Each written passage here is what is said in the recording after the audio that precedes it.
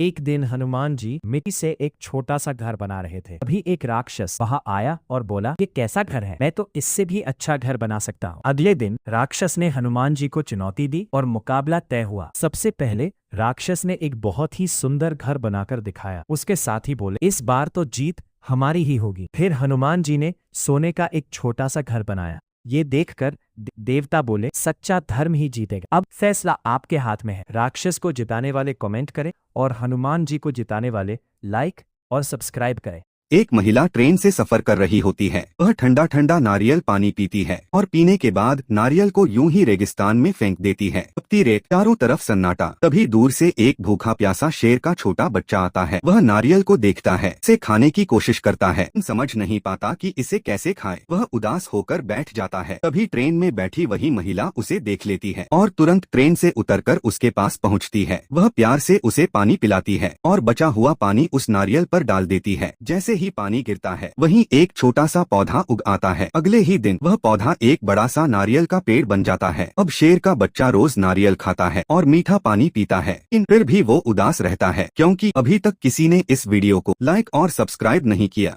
एक छोटा सा गरीब पिल्ला मत करके उसने एक समोसा उठाया भी हलवाई ने उसे धक्का दिया। अमीर कुत्तों ने भी उसका मजाक उड़ाया। उसकी आंखों में आंसू आ गए और वो चुपचाप बैठकर रोने लगा। लेकिन उस दिन उसने ठान लिया कि अब वो हार नहीं मानेगा। वो मेहनत करने लगा, भारी भारी बोरी उठाने लगा और धीरे धीरे खुद खाना बनाना सीख गया। एक दिन उसने अपना छोटा सा स्टॉल लगाया। सिर्फ 5 रुपए में स्वादिष्ट स्नैक्स बेचने लगा और देखते ही देखते लोगों को उसका खाना बहुत पसंद आने लगा। आज वही पिल्ला खुश है, सफल और आज किसी वक्त बदलते देर नहीं लगती।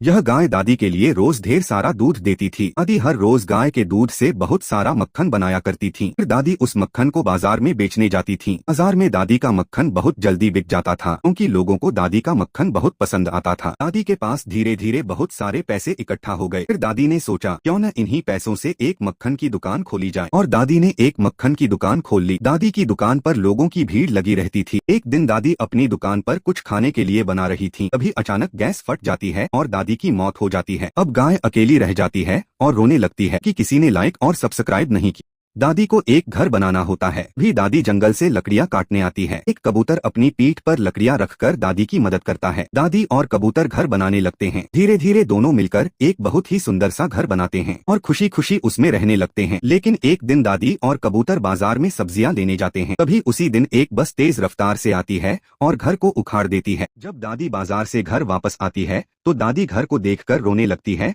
क्योंकि किसी ने भी लाइक और सब्सक्राइब नहीं किया।